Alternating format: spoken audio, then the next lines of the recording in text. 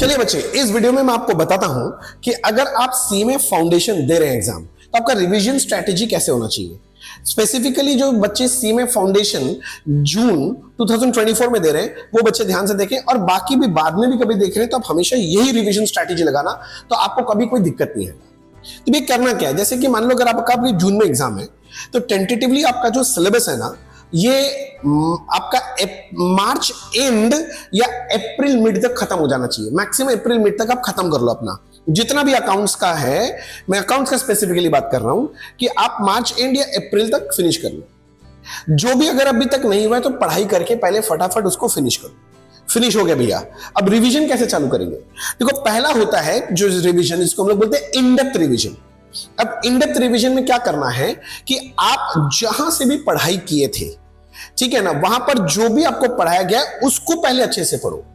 ठीक है, आपको वहां पर प्रॉपर नोट्स दिया होगा, वहां पर क्लासेस में बहुत सारे सम सॉल्व कराए गए होंगे, तो वो सारा एकदम बढ़िया से सबसे पहले आप करो, इन डिटेल अच्छे से पढ़ाई करो।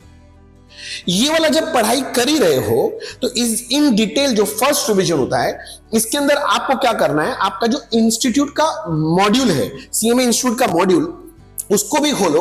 उसके अंदर जो इलस्ट्रेशंस रहते हैं वो, और लास्ट में चैप्टर के एंड में जितने भी वो एमसीक्यूज वगैरह है ना, वो आप सॉल्व कर लो।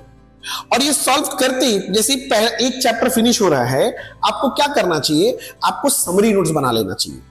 क्या बना लेना चाहिए? Summary notes, chapter wise summary notes, very very important. क्यों इंपॉर्टेंट है समरी नोट्स, मैं ये भी बता देता हूं, क्योंकि आगे जाके जब आप रिवाइज करोगे ना, तो पूरा बुक, पूरा नोट्स क्या बार बार रिवाइज करना पॉसिबल है? नहीं, ये एकदम भी पॉसिबल नहीं है।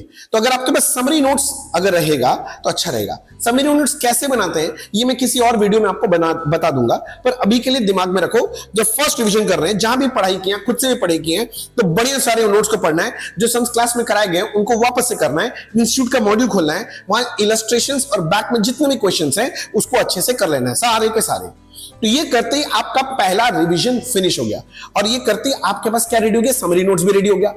अब सेकंड रिवीजन जब आप करने आओगे तो आपको सेकंड रिवीजन में क्या करना है, मेरा मानना क्या है कि आप अगर सीएमए का अपने फाउंडेशन का देखें तो इंस्टीट्यूट के मॉड्यूल में बहुत ज्यादा क्वेश्चंस नहीं है, तो हमें इंस्टीट्यूट के पास्ट क्वेश्चंस करने चाहिए। मैं पास्ट क्वेश्चन कहां से मिलेगा, तो बहुत सारे पब्लिशर लोगों का वो आता है जहां पर पास्ट क्वेश्चन का कलेक्शंस रहता है, राइट। तो ऐसा कोई बुक मंगा लो जहां पर वो पास्ट क्वेश्चंस आपको इकट्ठा मिल जाए। अब आपको क्या करना है, सेकंड जब रिवीजन करने जा रहे हो तो उसके अंदर वो पास्ट क्वेश्चंस को सॉल्व करो, वन बाय वन करके आप सॉल्व करो। ऐसे करके पूरा उस सारे पास्ट क्वेश्चंस कर लो, तो क्या होगा ना, आपको कॉन्फिडेंस मिल जाएगा। सिमिलर टाइप ऑफ क्वेश्चंस मिलने चालू हो जाएंगे। जो क्वेश्चंस पहले सॉल्व नहीं हो रहा था ना, दोबारा तिबारा जब देखोगे पेपर में आ रहा है, तब से सॉल्व होने लग जाएगा। आपको ट्रेंड भी समझ में आएगा कि इंस्टीट्यूट किस टाइप का क्वेश्चन पूछता है, ये भी आपको समझ में आएगा। डर नहीं, इसके लिए भी हम लोग कुछ प्लान कर रहे हैं, तो वो भी आपको आगे मिल जाएगा।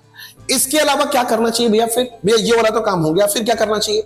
अब इसके बाद आपको क्या करना चाहिए, कोशिश करना चाहिए कि आपको मॉक टेस्ट देने का कोशिश करो। कहीं पर भी ऐसे बहुत सारे लोग हैं जो लोग मॉक टेस्ट लेते हैं, जैसे हम लोग भी मॉक टेस्ट लेते हैं, राइट। तो हमसे जरा कांटेक्ट कर लो, हम आपको बता देंगे। तो आपको क्या है ना, मॉक टेस्ट देना चाहिए, चैप्टर वाइज मॉक टेस्ट देना चाहिए।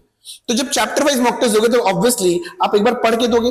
अच्छा, जब इस बार पढ़ने बैठोगे तो पूरा किताब खोल के मत पढ़ने बैठ जाना।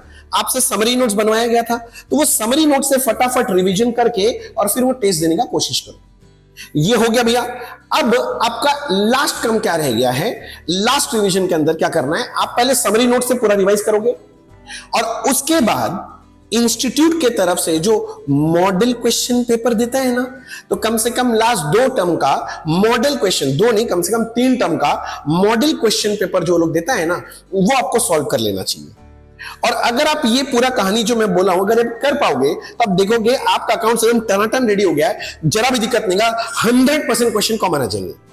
भैया ये तो ठीक है, पर आप मुझे एक आइडिया दो कि जो आपने ये जो रिवीजन बोला, इसमें कितना टाइम लगना चाहिए। जो फर्स्ट डिटेल रिवीजन है ना, टोटल मैं बोल रहा हूं कि करीब करीब समझो आपको 30 डेज के अंदर कंप्लीट करना पड़ेगा। जो सेकेंड रिवीजन जो आपको मैंने बोला, जिसमें आप वो पास्ट ईयर क्वेश्चन सारा सॉल्व करोगे, उसमें tentatively it should take you 15 days के करीब 15 डेज का आप टाइम लगा सकते हो। फिर जो मॉक टेस्ट देने वगैरह के लिए आप मान लो चैप्टर वाइज मॉक टेस्ट दोगे तो उसमें 15 दिन और इन्वेस्ट कर सकते हो, और लास्ट जो मॉडल क्वेश्चन पेपर वगैरह वो सब जो चेक करने के लिए है उसमें 5 दिन दे सकते हो। तो अगर आप ये सारा जैसे मैं बोला अगर आप कर लोगे तो आपका अकाउंट्स में भैया 90 प्लस तो आ ही जाएगा। तो आई होप को समझ में आ गया होगा। अगर आपको लगता है और कोई डाउट आ रहा है तो आप कमेंट बॉक्स में लिख के बताओ, मैं आपको जरूर हेल्प करूंगा। अगर ये वीडियो पसंद आया हो तो इस वीडियो को लाइक कर देना, ठीक है ना, शेयर जरूर करना दोस्तों के साथ, बाकी दोस्तों को भी समझ में कैसे रिवीजन करना है। और अभी तक चैनल अगर सब्सक्राइब नहीं किया तो चैनल सब्सक्राइब कर लो, क्योंकि आगे से बहुत सारे वीडियोस मिलने वाले हैं। तो ठीक है sir, thank you so much, bye bye.